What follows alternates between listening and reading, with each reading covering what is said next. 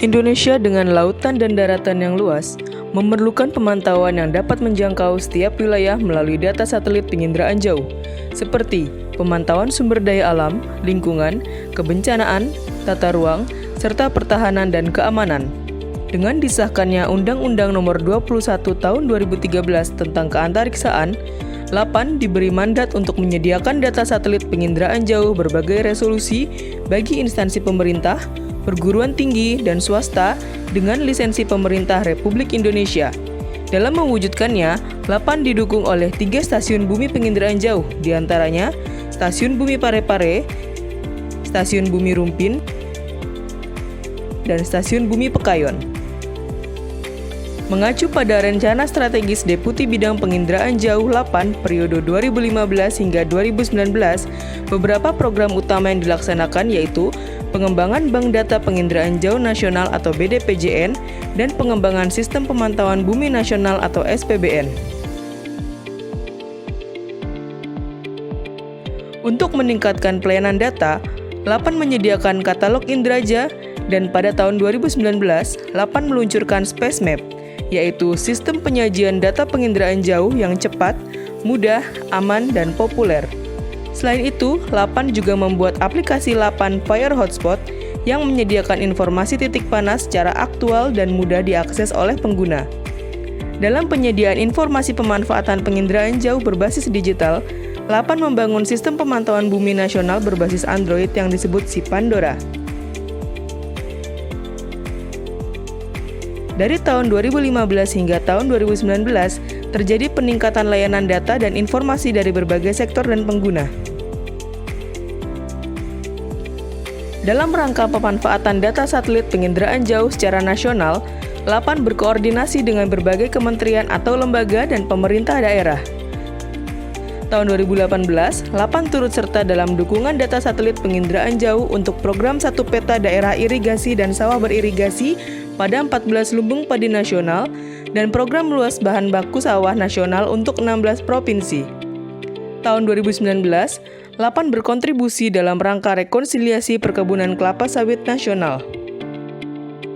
Data penginderaan jauh LAPAN juga digunakan untuk menyelesaikan masalah tumpang tindih lahan dalam upaya percepatan kebijakan 1 peta dan program nasional rencana detail tata ruang One Single Submission.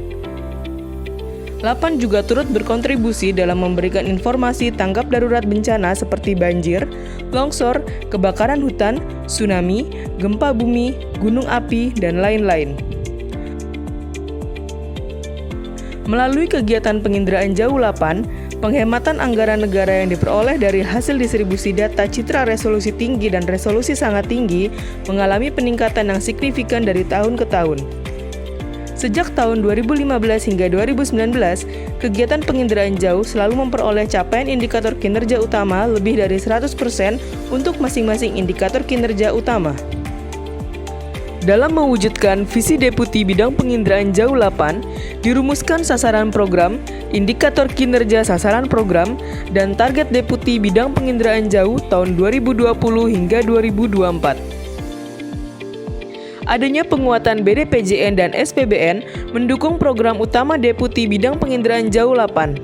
Penguatan BDPJN dan SPBN dilakukan di berbagai sektor diantaranya publikasi, HKI, inovasi teknologi data dan platform pemanfaatan, perolehan dan pelayanan data, dan pelayanan informasi serta kerjasama yang akan terus ditingkatkan pada tahun 2020 hingga 2024.